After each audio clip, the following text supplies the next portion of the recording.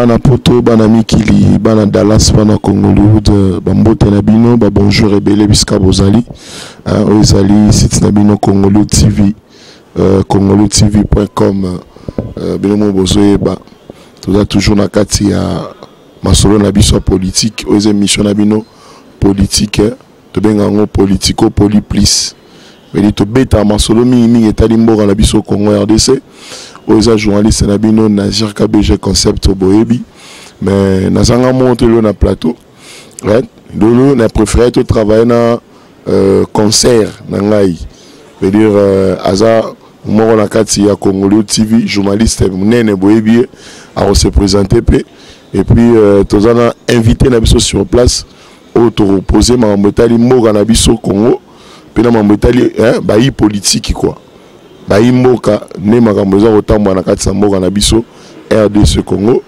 bino bato bolanda biso mbote belé biska bozali maman Clémence Chaud to pe sur mbote belé talara yo mère abane belé maman Clémence babelo sala bola mo mingi na kati ya bato mbote belé biska bozali nza pambolo makasi amona yo pe afongola banzela na yo quoi sans plus tarder non préféré to fongo l'émission na biso pour tout le bela mambo ezali mais yambo ete to ba na ko aborder si je na biso na personnel micro na concert na ngai a se présenter et puis ce qu'on est au koba na émission na biso. Merci Nazir NZ no mo botiko yo kaye. Naebi ke boyebinga déjà, mais je me présente encore nabao boyebinga te, journaliste à Congolwood, Gloria Bosekota, GB irrésistible, au bino sa boyebi quoi. En tout cas, nous ensemble na Nazir Nabino et ensemble surtout qu'on découvrir Nini. Oh, politico et bombi, bombi la journée à l'élo pour la bino. En tout cas, tous a bisomoroté comme NZ Dautoloba, tous a accompagné na analyste politique Nabiso Azawana, maître Eric Otudi, il est là présent. Ensemble, nous avons découvert ni nous maître Otudi à Bombeli Biso et puis ni nous politico et Bombeli Biso na émission Nabiso Alelo. Et la PC Bambo Tenanga na Madame Clémence qui est la boss de Congolwood. En tout cas, Bisiko Zali, Madame Clémence, de big salutations à toi et à toute ta famille. Et là, sans plus tarder, na Zongisi Maloba et pas invité Nabiso, il va se présenter lui-même quoi. Boyo Kaye. Na PC Maloba et pas maître Otudi. Merci. Monsieur Eric Otudi, analyste politique dans le Belako Beming Masolo c'est Masolo Mboka. Topé sama ba vie, analyse par rapport à événement toujours le Canada Mboka na biso Congo pour tout ça ba congolais. Nous avons droit à parler de notre pays. Tout ça na carte politico poliplis. Na peut savoir on va merci parce que ba une émission politique. Une émission poliplis. Alors tout développer ensemble. Il pas opposer ma question, on va opposer dans ma question et pour comprendre que non, il y a un tout le bélango makasi parce que toi chez Bibi, toi chez Bibi, yo mozomo na mambo ça ma guitare la rade bisika oyo. Mais sans plus tarder, tu vas opposer ma question na biso peut continuer na émission na biso. Voilà maître Eric. Maître Eric Bambote de Sousunano. Mbote Ndeko. Bonne santé. Santé Pepele nous omona. Mambeta mola bien. Pepele mamto bien. En tout cas, ton coste c'est payé magasi comme on a yopé dans terrain de toi la question mon to poser yo. Toi qui peut trop mambeta libre élection. Balobe la ngombe mingi élection. To comme na niveau nini. En tant qu'analyste politique ya mboka oyo ba imboka ba kotala yo et bana posa ba yoka nini okoko yibisa bango par rapport ya ba élection na biso to komi na niveau nini yambo akoloba koyanduna mutuna na pesa no matondo mingi na ba to balonda biso ya ngunga oyo pe particulièrement na yonano n'est pas mal Laurence wazali na mboka libanda pona kwa na mutuna na wote mutuna utunyo te élection comme na niveau nini ezali baloba oyo baboka kanze libanga na manga o etela manga etende comme des élections na mboka na biso ezo bele masiko. Alors yambo tna bana ko répondre na mutuna na yo ndeko tozali d'abord na période où to bena d'abord période d'abord post électorale où tozali déjà donc masolo ezaboye masolo ezateke tok photo kota net na masolo ba bengi nanu toyoka na boyoka to babengi dialogue nde yango ete mokonzi mboka belemi alobi ete il faut tokotana masolo ya dialogue pona koyeba ko préparer moment pour bascripter eleka na kimia poto boye te mkomuso ko mano moni ba côté dialogue te basolo ya mabongo te o alekite o asele bo se contestation to boyi makila bana mboka etanga to boyi makila bande to ete makila bana mboka etanga yango monete mokonzi mboka belema ambike no bo liboso ya mbote election salema moi dialogue pona ko éviter moi nungu mike moni ba basala ki boye o basaki bo sena saki bote sena botu to vanda to sola to mettre les points sur les i afin que to dégager et une réponse moko favorable après tout organiser masolo to be masolo ya maponami. Merci Otobengi Masolo ya Maponami donc le papa Eric Autigo Bisabiso analyste politique mais Tonito Tuna parce que est-ce que normalement l'élection est salamate façon tout expliquer mais nous tous lango c'est comme si que l'élection est salate na seki mukena mukelo ndekona na seki muke tolobi tozana période tozana République démocratique du Congo c'est-à-dire la démocratie est là. C'est-à-dire, nous sommes obligés, le gouvernement en place est obligé, censé d'organiser l'élection dans les délais constitutionnels. Donc, Moutoua Libanda, to Moutoua Kati, et les Congolais, et les Tonani, tous allés au Nambo quand on est censé élection et s'organiser des délais constitutionnels. C'est ça, il faut respecter la constitution.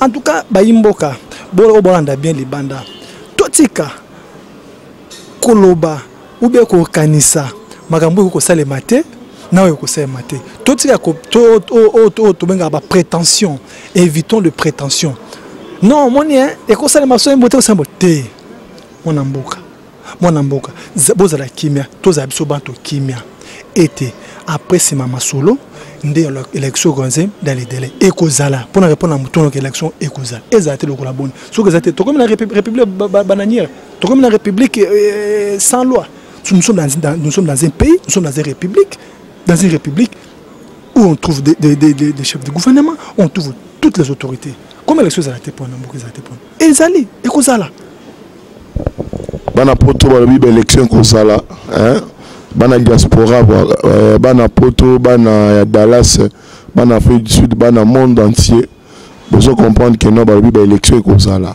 mais ndetimo roboiter muké mais tu comprendre ngora tu découvrir on a quatre émissions la biso quoi na nina monopoliser pena parole té non passer micro pas concernant ah oui ba pena reposer quelques minutes n'a pas besoin que c'est là peut-être koba émission la biso gloire à Sekota.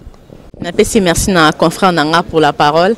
Nous avons ici encore Maloba et pas ya analyste politique maître Eric Ochudi. Moi quelques questions Nangai. Maître, est-ce que nous avons ici d'abord Maloba ndenge NZ Otoloba propos à l'élection. On doute fort. Donc tout le monde a comme si l'élection a vraiment se organisée parce que tout le monde a qui UDPS a qui pour le dialogue. Mais à un moment donné, tout le monde UDPS s'est retiré. Donc il s'est retiré à l'objet, il est contre le dialogue. Mais dites-nous un peu, tout ce qui est wapi. Merci pour la moutuna no maman Gloria Bosekota. Les gens moutuna moko ezali vraiment na sens pas mériter réponse. Mais réponse moi on peut se zaboyer. Baï politique. Oh batolingomba baniga ya UDPS. Bandimaki bandimaki masolo to masolo ya dialogue. Non, quand moi mingi pendant encore ba se rétracter balingi soute te moi correctif mokesi ka onande konangai bayi ngomba ya lingoma politique de pes balobaki nde boye ke pona facilitateur ya dialogue baboyaki monsieur John Kojo société civile pour opposition baboyaki John Kojo babi azana ba capacité ya ko kozala facilitateur te yango et ma lobana non surtout et kendaki bisque fallait et kende pas ba konza comité international ke ba yoka ete keno koto ba politique à Congo ba boyi mutuana nde ba ke koluka mutu mususu kwa facilitateur ya dialogue nde wana nde sima nde makambongo e ko mema makeno tokota iyo to ke pela maponami tozo ko insister maponami faut les dans de bonnes conditions et élection transparente et apaisée crédible nde lokto tozali ko éviter tonga population botia population matoye ba prétention que makila bana bo ekotanga ko ça eloko moko ko salate et so ko sala e ko lekana kimia mambuto leka en bonne forme. Donc c'est ça que toujours beta c'était en wana. Tozali ni bato majorité ni bato opposition toza banese politique toujours analyser politiquement ndenge mamboka ezo kende po toujours ko tanga de près toza dépend ba politique toujours ko mona mambo ezo kende. Donc toza la kimia to souhaiter que nzamba likolo azana biso bien makambo le capé bien pe na transparence pe na kimia surtout. Donc ekozala. Mais toujours capé querelle il y a glissement. Wana seki moké. Ils sont empêchés l'élection ça la maté. Na seki moké. Na seki moké pour no lobake le kamola glissement. Eza mutu eza que to comme pesa plaisir trop bat bazon na biso. Et au moins tout ça baboy, eza TV, eza radio té. Bat bazon na biso ne biso tout eza télévision, eza internet bazon na biso. Partout dans le monde bazon na biso. Histoire glissement. Glissement et zala.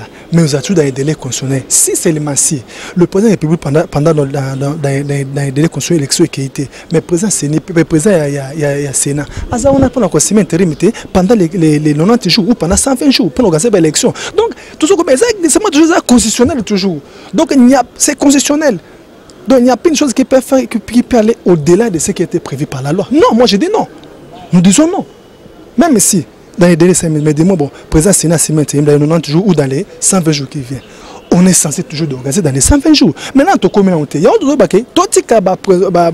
prétention que Mabé Koya, bon là, je suis pour le Congo, élection Fouezale. Mais sans oublier que les bateaux sont supérieurs par rapport à nous, les gens qui dirigent là.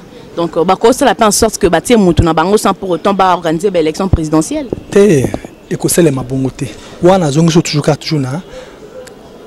na règle du jeu. Règle du jeu, c'est tout respecter la Constitution.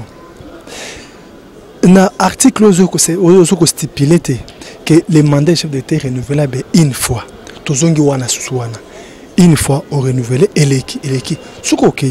Donc fait mon compte, mais jusqu'à présent, tous les ans on attend l'élection et le temps mon consambo azana on a régné na non silité na to komi moment ngote na to komite bozela so to komi moment so ma bese mso boba no ah tala bato yo tala basaki biso boy tala boy tabone mabe e komi boy mais si siko non to komite tous la prétention na mté madame. Mais la RDC tous a toujours surpris hein ce qui s'est fait ici ailleurs et ça la maraté. Donc c'est toujours ici en RDC. On est toujours surpris. Marambo ça la marqué on a demandé ça renouvelable ah c'est possible ça là.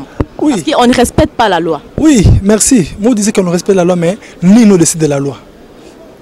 Je dis bien, ni nous décide de la loi.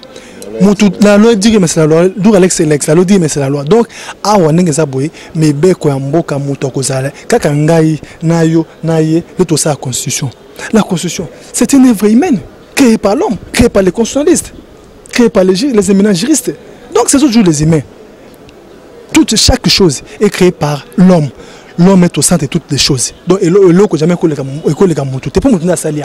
donc, en tout cas, l'eau il y a corrosion ma baie, tout le monde ma canson, tout petit calme, tout. En tout cas, pardon, Mingi.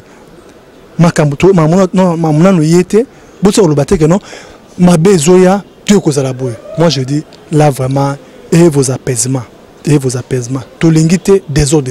Tout le monde coulement de santé, mais nous voulons que non, tout qui m'a montré que les Kanakima, tout comme mango, m'embosser ma bien. C'est ça ce que nous voulons. Nous voulons la paix, madame. Merci, maître. J'ai une question.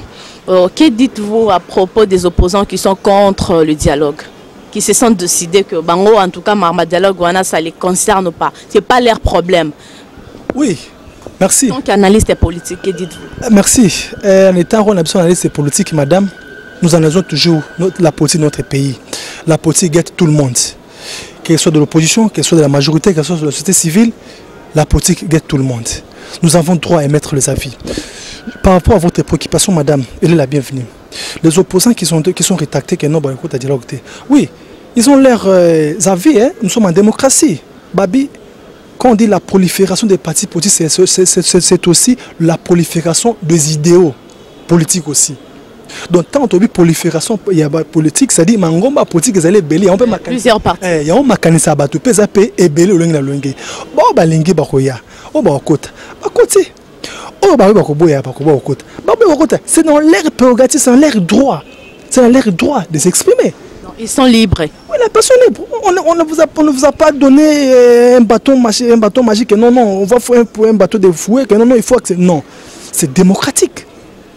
C'est démocratique. C'est libre, c'est la liberté de la personne. Vouloir, s'ils veulent, s'ils veulent, ça va. S'ils ne veulent pas, ça va. Bon, ça va bien, non? Société civile. Baya. Opposition, Bakoya. La majorité, Bakoya. Ah, tant pis, ton problème. Toi, tu sais Kabilo Kouana. Il y a des hommes qui Congo toujours dans bloc et blocage c'est blocage. Toi, tu sais Kabilo Kouana. Et ça m'a solo. Tout le levé en reste pas qu'on souffre ça là. Mais moment on est comme noté. Tout ça aux présentation d'idées. Ba prétention tout quoi ça. C'est que c'est tout ça bon madame. Merci. Quand vous parlez de la démocratie, j'aimerais un peu savoir ceci. Est-ce que la démocratie en RDC, c'est un mythe ou c'est une réalité? Merci madame. Sans oublier que nous sommes au XXIe siècle, lorsque nous parlons de la vitesse de croisière dans le monde, tout le monde nous parlons de la mondialisation et de la civilisation. La démocratie s'imprègne là-dedans. Donc la démocratie, ce n'est pas une mythe en RDC, c'est une réalité. Moi, je sais une réalité. Expliquez-vous. Merci, madame. Lorsque la démocratie, c'est une réalité en RDC, je vais revenir. À l'époque, pendant la Deuxième République, nous avons tous vu, ici au Congo, à l'époque Zaïre, il n'y avait qu'un seul parti politique. On appelait l'impair. Parti Bo Moko, Ekolobo Moko. Mokonzi Moko. Mokonzi Moko. Et c'est la démocratie, madame. Vous me répondez à cette question, c'est la démocratie. C'est la démocratie. Il n'y avait qu'un seul parti politique, parti État.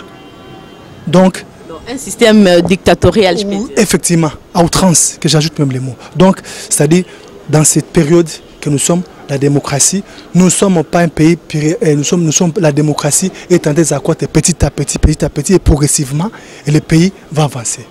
C'est ça que je te réponds. Merci Maître Otoudi, vous venez de suivre vraiment Otoudi, la sans plus tarder na Malobanangai na NZ, NZ de grand journaliste politico. Ensemble avec vous, Toroye Basoussouni ne bon mami, dans notre émission continue toujours et Nazongisi Malobana confrère nanga NZ. Merci Gloria Bossé Kota, irrésistible. Bien, il est toujours irrésistible. Na sepeli makasi. Bana potona si qui besoin comprendre que la question wana est au film mingi. Tu vas découvrir vraiment maman on est ça. Tu vas vraiment na kata mozino ni nero le kana kata mboka na biso. Monsieur Rick mutuna nga monsieur ezali pendant la ngina pour boy pour na ko ba toni to sala un peu bilan. Bilan on est en kotala nanu mamunini au président de la République Joseph Kabila asali na kata mboka na biso. Nini oyo yebi nini omoni parce que ça na bato belé pe bazoni ye asali le roté. Tanto ba tongi ba nzela boy bato so ke Mobutu da tonga ki ce qu'on prend en tant qu'analyste politique. Nini oyo bisa biso par là. Merci pour la mutuna ndonanga. Et mutuna moko ezo mette ba réponse nango. En tant qu'analyste politique, ça mérite des réponses. Donc tout nanga ke mutuna ke Monsieur Baboy, bilan n'a pas ça pour mon konzamboka sali, Monsieur Bazo Boya, Baba Tongi Bani, Banza Batboya. Oui, moi je te dis oui. C'est oui mon frère. Tu sais, lorsque nous sommes dans un pays qui est purement démocratique, un pays qui est purement démocratique, exactement prolifération des idées. Au cas salon Moussou pe bakoya, bakoboya. O babia salité, o babia sali, o babia salité. Mais et là comme on si que mutu nyonso bandi marqué partout té. Attends on est baboya kaye, faut ebelo kwana, c'est biblique. Osomona. Attends nanda kuna ta mamonte. Maele ta longwa, mais ba ebi ba be kwa maele. Moi mon mboka Joseph Kabila Kabange asala ko sala na niveau na degré na dimension na ye. Asala ko sala muko ko sala. Oh boy, ça va boy promettre. Oh pas ko ya pe place au souka pe. C'est on te le bité. Que non? So place no sui ko souko manda no isili. O tiki pete, muso pe ko continue pete. Eza bongo te, hein? Yango te, tango pe oh baby bazo boya ye. Oh muso abi aboyi. On va bien à salité, muso abi à sali. Bon place ya ndambo suki wana se. Muso pa ko ya pete. Ayo continue pete. Ayo po continue. Soko ko même oti wapi. Même na tana eti. Muso pa ko ya pe. C'est ça c'est même en France. La France vous voyez aujourd'hui mais c'est la France là. N'a pas été construit en une seule journée. ou un seul jour, je dirais. Donc, c'est-à-dire, il y a ce qu'on appelle autant demander sur les cabatou, quand est-ce que mon tonton époque n'est à Salindambou, à Yopa Souka Sendam, même bon, tout le monde n'a que France, n'a que États-Unis, n'a que l'Allemagne, Hitler, histoire Hitler, bien, histoire Hitler, c'est pas une chose facile. La Première Guerre mondiale, la Deuxième Guerre mondiale, tout ça, les Européens cherchaient toujours à se maintenir. À se maintenir. Mais c'est ça pour vous dire que non, dans un pays à ce qu'on appelle toujours au Asali, place à ceux qui ne sont pas à Kosala. Donc, on va dire que. Mais on va dire à Salité à Bakissi. Naboïté. Cassité, il y a un peu de à Bakissi, c'est-à-dire que je ne pas à répéter, et à Bakissi, comme ça, je ne pas au Bakissi à péter, et je réponds à un il y a Bakissi, il y a Sali, je ne suis pas Bakissi, il n'y a pas Bakissi, je ne suis pas Bakissi à péter, je réponds au Kendit. Réponse à un. Mais tout le monde a été analyste politique, M. Eric. Parce que normalement, et ça n'a pas eu de temps pour que est-ce que Batou qui pembeni a président de la République va travailler naïe basunga qui est malade président de la République n'a biso ya RDC. Oui, il y a dans une république. Tant le gouvernement a construit le gouvernement, Premier ministre Azalina, ministre Sala, tout le but est même même Bamboka Moussa Bapaya, chaque ministère tout est étant que Sarah Moussala Negelongo, tout Bafa Izala Rara, moi Mouké Bafa Izala Rara, faut y bello quoi, moi Bafa Izala raté à chaque ministère. Mais, dis-moi que à 100%, à 75%, c'est ça la bien, 65% ça la bien, c'est que Mambo Kende bien. Donc, côté on a mon cher. Toi ma bé bazan raté mon tout ça ko luka musala te a loki musala ko ta musala si face be na e enti yoti na to kaso ko to kaso musu ozi face be na kata na musala président santé musala les yodi yango na ezaka ndengana atanga le lobo o na comme institution quelque part ta musu bizana ma be na bombi no bunde da ba pesa na ko to bona la si face be na nga moko zamba ko ba rustuka sima azainde bonde c'est ka mérité ko va na bisoté azali bana yango mo ezandengana mais bo salo moko question impunité tu n'as de journaliste question impunité non répondre à la question impunité répondre au moins on impunité toi tu ça la gaffe belé oh ba détournement oh ba kimi na mbongo temps oh mbongo ba fonctionner ka saliboy oh mbongo ba retraité saliboy et tout comme ça bas ndeko nanga to so beta CT moko zambo yemo ko lobaka na discours né à 2000 je crois 2008 que nous avons besoin de cachot, de prison, ils ont polé les feux tourner sa bateau. C'est-à-dire, c'était souvent quoi à l'époque. C'est-à-dire, de cachot, de prison, polé, on a besoin de tourner dans la carte. Ils ont pour nous mettre fin à l'impunité. Donc c'est ça. Nous avons autant à l'obaka. La réaction peut être ranango.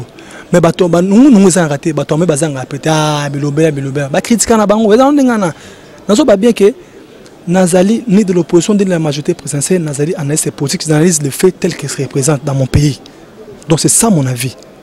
Dans chaque pays, il y a ce qu'on appelle les hauts, les bas. Oba Olinga, Oba Zoboya. Donc Ezara Ningana, partout dans le monde entier. Il y a un groupe de Mabatu, Baboya rapport extra, puis Batum Soba, Bassela rappelle bien. Critique opposition, ils en ont bien. Pour qu'on sait quoi, Batouana pouvoir améliorer. C'est ce qu'on dit, une opposition républicaine. Oh, il y a besoin de pas besoin de zangangwa ou bien de loquer zandeni. Ok, quelle opposition articule. Alors tu as pressionné le romobo pour la baille politique ou ça va. Eh te, parce que tu zonges la mobo, tu bongisa. Donc yangwana. Merci bana poto bana Congolais TV. Babi toujours dans la radio Congolais de Tosoko bana kati émission na biso politique politico poliplice. Tony Totuna Mutuna Moroba Nakine, Bana Poto, Bana Dallas, Bana Congolais par rapport à G7. On a vu ça G7, Ebina Obimisa, président Nabango, comme Moïse Katumbi Chapwe. Moïse Katumbi Chapwe, Adala, candidat Nabango na présidentielle, na élection présidentielle. Alors Tony Toye Banano, ma compétence y a Moïse Katumbi Chapwe. Celui qui un jour, tu évites, mais tu es qui un jour, a commis mon conzi, Nambo cannabis au RDC. Ni n'a pas malonga au sala. Merci pour la moto de Konanga. Ouais, Zali, Babé Anti, équité et indi. et quoi y penda. Ma sonde est en soi, et bandit sur les de suko. J'ai écouté suko. Ma sonde bandit suko. Toi fond, toi banango suko. Au moins dans un pays, tango moto o bandako liana moto bandako liana mo cause sika moko. Abi ngapo na lelo na pesio mu Congo na kei na ngai. Eningi sakate eningi sakate oye penda. Baninga bandeko ba G7 avec tout le respect que nous donne la composition à G7 bazali bayi politique ba yebi esika okota pesa obima ba yebi ndenge mboko etambo ba tambo samboko pana bango to elongo te mais Moïse na kasote mais Moïse Katumbi bon le ban on continue mais si comment ça boy batom simboka titan ba bino balongo lelo sur la personnalité à la personne de Moïse Katumbi comme président de la République to ki angoti balobi yango to o ba beta bo beti maboko o ba boya soki kelelo akomi lelo a Canada candidat présidentiel de la République oh nazo si muke mabate pona ya to mona caméra te caméra c'est président semaine nationale si mo consommer na majorité présidentielle tango akei IMC botamit to mona ba masa baninga ba utaki ba Italie baninga ba utaki ba na Canada ba yaki et belé IMC c'est bon bien c'est la soutenance prolifération politique ya wana et ça ngape mboka pe ninga na pe mo gige ningani acha libaya o le kaki to mabeto mala mungana yo to mona kiango consulter avant les affaires zo le kanwana je sais ba c'est non te président aza passe à président Moïse Katumbi aza président a représenter encore l'élection présidentielle eza mabeta eza vina boba pesi eza mabeta comme pays obolo ba créer parti ba non yo le lobo aucun parti candidat président ya parti politique mo présenter aucun dit na présidentielle non exemple la pesi exemple alors bangi singa exemple te et tam sota ngale ba non na parti na parti songo to gauche to droite ba non ngale mais c'est que candidat présidentiel non on dit ma so pour non dit matin alors question qu'on a ba compétence yeba ke ninga zawana muntu na ba vie ba responsabilité ça simé déjà na mboka oyo candidat présidentiel eza nango eza acquis eza normal il a des qualités na ndenge ba pona mutu pamba te muso ba pona c'est-à-dire aza ça va ba pona mutu pamba te babilo toté vient de dire ceux qui ba vendre ba pona c'est ba monique ça va c'est bien merci beaucoup comprendre Moïse Katumbi Chapwe ex-gouverneur Yaratanga c'est-à-dire bon bato belé bazo juger pour à Kamba Ratanga bien à sala ki Katanga ezala kitoko et yango bazo pesa ba chance mingi par rapport à comme président mais mutu muso ezali ke Moïse Katumbi Chapwe qui pire mutu ya yemei aba bengi la lettre J avec pire ya mutu wana banini mais lelo tozo comprendre était moi ba séparation moi ba compréhension papa yo lobine merci ndeko na ngai obe mo très bien pire mutu na ye bano bengi lettre J wala masolo ekoti masalo bandite ya nanga jango bandite a pi mutu na ye ake mupanzi mais non epselo mo kete obi kamera te kamera nengwa ko to kuto sakante pire mutu neme ebe non au makila mbiaga de mbiaga mambo politique masolo politique ezaka toujours ndenge wana mambo politique nazo insister ndeko na ngai ezaka ndenge na ka politique etami ndenge wana lelo to lenayo lelo okay na lena mutu mususu eza na ndenge wana to bana to politique bana kate ndeko na abanga na bota mavo bota wapi tout bota ma politique bana politique te bana tanga le momba même ça 60 ba lobi asumi na nganda ko suma na nganda no problème on est taliban tout mais biso to demander réalité to zo mona ke lelo et salami boy na tila non c'est la table que non yango lelo akomi akopostuler aza candidat G7 ma bezate mais ma bezo ko kate parce que ba continuer so ba kanyango na banque monite ke bien que ça te mikolo et wana zali ba se wana mutuna na répondre ba question wana ba question ba question ba bien ko wana ezali ba information oyozoka est-ce que yoza journée faut c'est oyo ba bengi investigation Fabi ba compte belé na la bien que Moïse Katumbi mais ba casser ce ndé balobi banani ba tukara baza na bango mais to boy ne ba problème to boy bien sûr yo ba problème te yo lobela no ma muto za ngo ya na zo ba rester mam yo lobi que no ma yo pona ba compte ba banani ba compte yo attaque analyse politique lobi ne yo lobi question se relève au d'ordre question d'ordre économique je vais parler de ça par rapport au d'ordre économique l'économie vous êtes sans oublier qu'en RDC, l'économie est moins mati, est moins kiti, est moins mati, est moins kiti. Et raison pour laquelle, là j'analyse, la socio-économique, la banque c'est une grande banque. Et ça, banque africaine, banque internationale pour l'Afrique au Congo. C'est ça, c'est une grande banque. C'est pas une petite banque. Elle est ça en Bongo, incroyable. Masolo wana nakolo baboye. Masolo banque qui commet faillite, nazali conseiller juridique ou administratif a bien quitté pour couper ça énoncé précis na katiwana ozolanda. Mais nous en tant que sur le plan politique nous analysons politiquement et les événements qu'on a mboka faut tout ça analyse moqué. Mais les gens qui sont habilités à parler de cela en profondeur, ce sont les conseils juridiques, les conseils administratifs, il y a pas banque. Tobo ité parce que surtout quand cela bien il y a bien que là que non par rapport à Moïse Katumbi Chapwe. Il y a on a bien que ngana bona ngate par rapport à Moïse Katumbi Chapwe ngana yo na ebite so Moïse aza actionné quoi na ebite ngana ebite pour ebipete to ko defula ondene si que vous sentir que quelque chose a été belé en fait tout ça comme a déjà muke ko kitara déjà pour to comme chité mais tongi to tuna mambo tali brasa Brazzaville na minute za ko yinda Brazzaville na minute soki kuna ke bato za bal na mutu pamba vina pe bimba moto comprendre te opposition et mabe et mboke yindi kuna na Brazza tout ça comprendre te hein papa expliquer biso non nous en tant qu'analyste politique yo international tous national so international bita solo solo. Donc Makamba Congo Brazzaville vraiment nous déplorons, sans nous mettre quand même les points sur les i. Donc nous déplorons par rapport à ces élections qui sont déroulées à Brazzaville. Donc c'est nous, en tant que peuple congolais de la RDC, en tant qu'analyste politique, nous devons parler de la démocratie. C'est comme tantôt votre conseil m'a posé la question, la démocratie elle est une mythe ou bien elle est active. Moi je dis, si seulement si au Congo Brazzaville la démocratie était active, on ne peut pas arriver dans la situation où ils sont arrivés. Donc, si ces aléas commençaient à Brazzaville, les ninjas de Sassou ont commencé à faire des désordres. C'est-à-dire que ce sont des désordres qui sont présents dans l'IETRE. Donc, c'est-à-dire par rapport à la contestation de l'élection à Brazzaville. Élection, il n'y avait pas aucune opposition de taille. C'est le même qui a organisé, le même qui a passé. Donc, voilà. C'est tout ça, on a toujours l'image de l'image et comme la bise n'est pas la bise sur la tête. L'image c'est-à-dire toute une image normale et à propre à nous-mêmes. Donc, Brazzaville, il y a passe dans tout le monde dans un pays voisin. Nous sommes le pays voisin, les deux capitales les plus voisins du monde entier. Congo, Brazzaville, Congo, Kinshasa. Le monde entier, je dis bien. Donc, et affecté bani ngambu et quoi les pays sope koto osomo to mona guerre na ngambu bani bakatsa epa na biso koto alors dossier à Brazzaville eza malamu te mabe mingi mabe.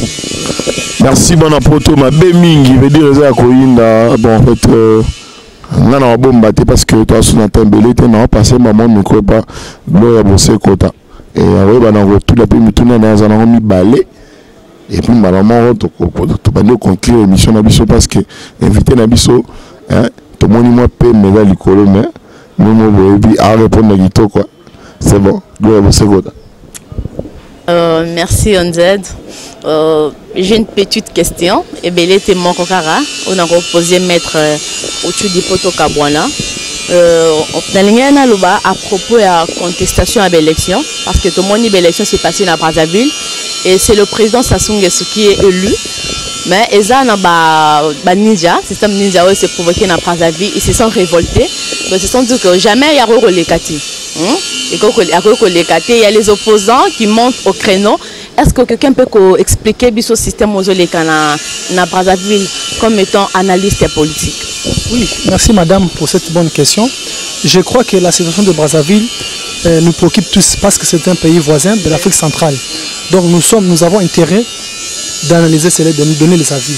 Donc les élections qui se déroulent à Brazzaville, oui ce sont des élections, mais ce ne sont pas des élections crédibles parce qu'il y a eu la tricherie à outrance, comme nos amis brazzavillois le taxent. Une élection organisée en tout désordre. Donc un candidat unique, il y a même de personnes, d'autres candidats qui n'ont jamais vu leur voix, qui ils ne sont jamais élus, il y a que Sassou qui est élu. Donc nous disons voilà, dans chaque pays, il y a ce qu'on appelle la protestation des élections. Ça se fait partout au monde. Mais dis-moi que nos amis brazzavillois, donc vraiment, c'est vraiment... On ne peut pas nous mettre la poudre dans les yeux. C'est la tricherie pure et simple.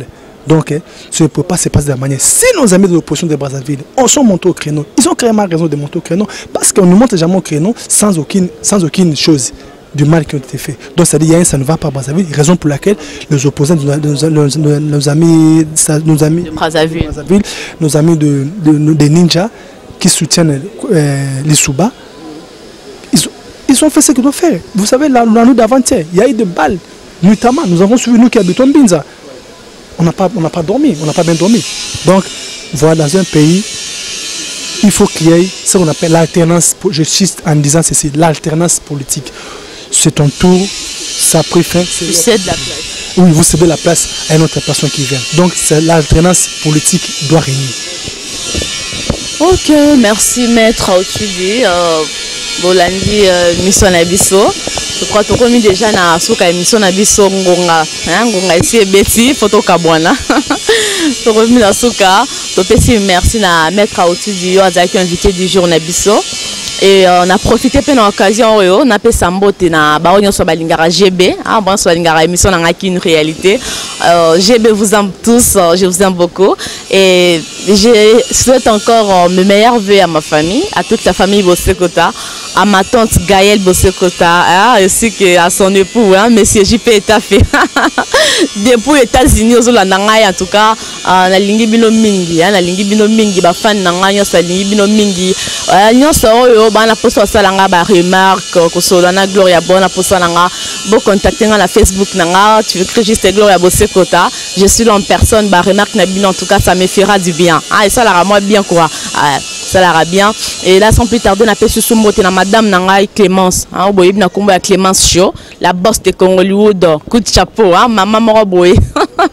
A fond le moi beba on a bani na lobi moi na so akoli il faut abima qui n'est pas lukavi na ye quoi. Ma mère abimi a qui pas lukavi na en tout cas un coup de pouce na maman Clémence Show et la zone ici ce maloba y a pas NZ sans oublier Angèle Maboudi là on vient à Katia Biplay tous dans la galerie nouvelle galerie juste tout près à ambassade à Belgique na Biplay moi mon pépé a bien quoi habite moi Monica à moi paysage mort en tout cas donc il y a bien moi mon pépé mort oxygène moi il y a bien et na pesi sumbote na na pesi sumbote na Francima Pengoa ça et mbote lisusu na Patrick Bamolona mbote lisusu na ba onyoso balinga ngai na asinzinga dadzinga et je vous aime beaucoup na zongi simaloba et pas con frère ngai NZ avec lui qu'on va clôturer cette émission. Merci que vous avez reçu belé parce que l'émission Nabiso est commis pratiquement à la fin.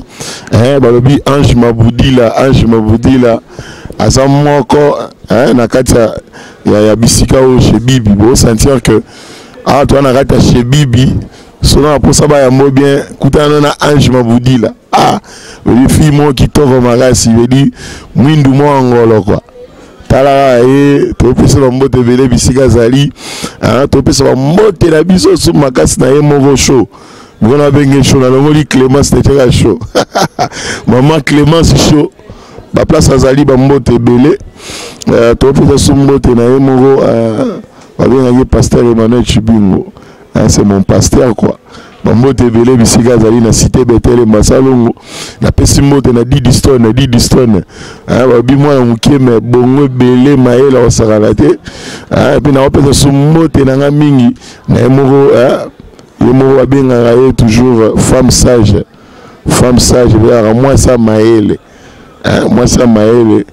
kombo na ye vous voyez après bana poto la personne va monter velé on te bombayer toujours dans un pesto mitanga bisa comme on est trop bimisango ba monter belé na Francine ngate ba monter belé na Tiero avec Tiero ba monter belé na bobo ministre ba monter belé na bana nyoso poto ba bada misika so na posa ba boira rayo luka biso betaka nazir sur Facebook na obima na boira yo et ils ont bien une émission d'abino politico poliplis to boaka yo pe et za ta to za mabanga boaka mais so yo la nibiso betaka nasi ozo mabanga et puis yo mo ebi ka nezalara abina sima caméra ba yo mo Christian Ngoyi mwana mukeme mulai lokola nini Christian Ngoyi anakata suki te mais topesaka bamoto ebele mpe bisika azali mpe topesi bamoto mingi na oyo nyonso bazwaki ta na bango yalanda biso Meseric topesi yo mpe mbote mingi mpe topesi yo merci. Merci, je vous remercie à toute l'équipe au Bayeko tout dans cette émission. Vraiment, mot de la fin encore au Banambi que non, que le peuple congolais ait la foi que le Congo va changer et tout va bien. Merci.